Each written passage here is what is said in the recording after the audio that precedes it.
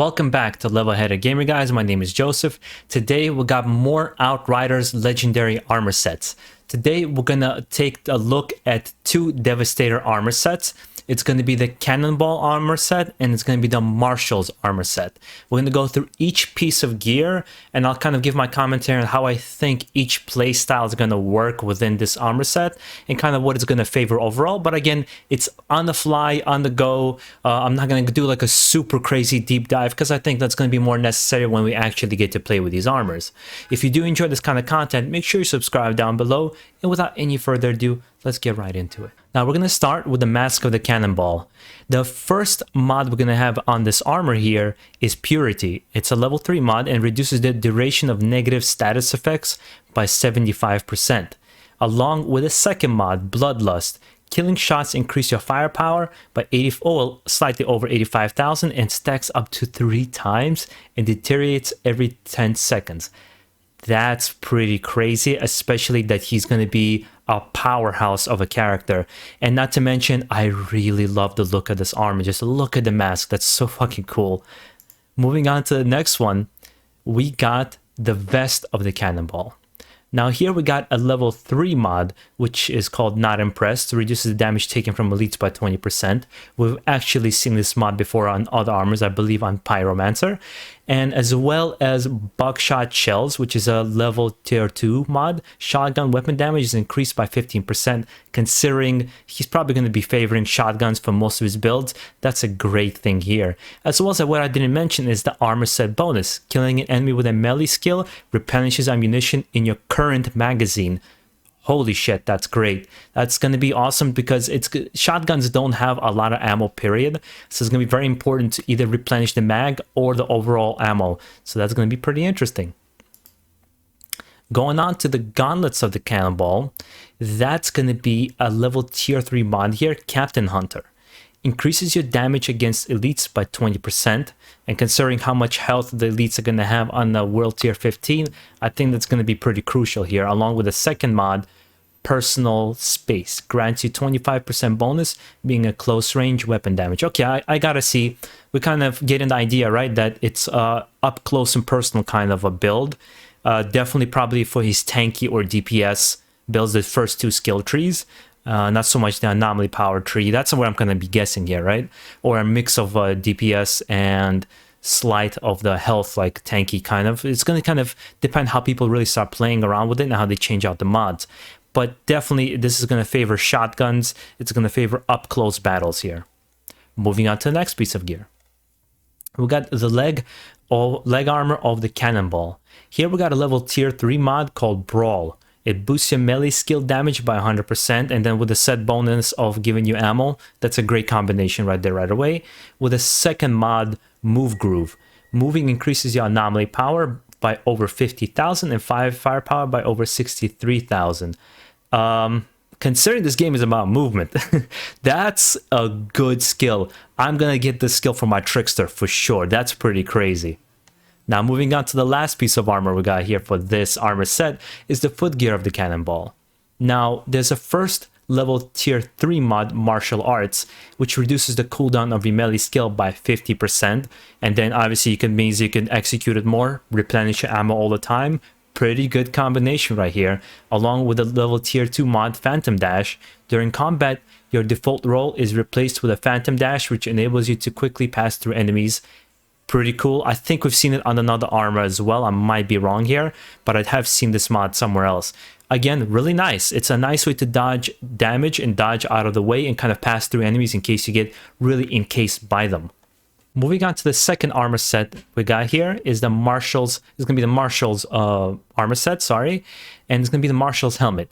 The first mod we got here is a level tier 3 mod, Wide Horizon. Endless Mass increases the skill's radius by 25%. That is something I've noticed right away, that when I saw it at a lower level, it's kind of a small radius. It really has to be right in a bunch of the whole enemies. So that's nice to be able to pull in a lot more enemies together and then Gravity Leap on top of them, which leads into the second mod, Life Absorption. Gravity Leap heals for 100% of the damage dealt. If your target dies, you heal for 200% damage dealt. So, and considering how powerful the Gravity Leap is already, and I'm sure other mods on this build are going to kind of only reinforce that. That's pretty strong right here. Not to mention, guys, the helmet looks crazy. I love the organic feel of the armors in this game. I know I've mentioned it in my previous videos, but I'm just going to say it again. With the second piece of gear we got here, it's going to be Marshal's armor. The first level tier 3 mod is High Intensity. Endless Mass. Anomaly damage against affected targets is increased by 33% for 5 seconds. Again, as it's pulling people in, I guess you could start doing some damages. That's how I understand this mod. Along with Human Comet. Gravity Leap increases skill damage by another slightly over 159,000 damage. How much health do these enemies gonna have at the world tier 15? Jesus, man. Well, the next one we got is Marshal's Gauntlets. We got a level tier 3 mod, Double Jump. Gravity Leap skill can be used twice before triggering cooldown, which again reinforces the health and reinforces the damage up close. It's kind of just everything reinforces itself. Is the skills we're talking about here is what? Gravity Leap, Endless Mass, and I think that's really the two skills so far it's kind of reinforcing, with the second mod being Shattered Armor. Endless Mass increases weapon damage against affected enemies by 10% for 10 seconds. Great. I'm like, this Devastator has not been on my map. He is on my map after the demo, and especially after all the guns and armors have then been revealed. Now, let's move on to Marshal's Waistcloth. Here we got the first mod, level tier 2 mod, Adrenaline. Whenever your health drops below 30%, all your skill cooldowns are increased by 50%. Damn. That's awesome. And the second mod, Bone Crusher, Endless Mass increases the skill's damage by another 29, slightly over 29,000. Yeah, this is gonna be, it's gonna be a great build for causing massive damage and obviously pulling enemies together. So I think it's gonna be more of it feels like a mix between a tank and a DPS. It's not full-on tank. I think it could be even more tanky than this, because you can have the reflect bullets. It doesn't have reflect bullets. It is focused on some damage, and that's what I'm enjoying about the legendary armors. They're encouraging you to mix and match the skill trees, which is going to be really cool. With the last piece of gear we got here is Marshal's foot gear, with the level tier 3 mod, Despair.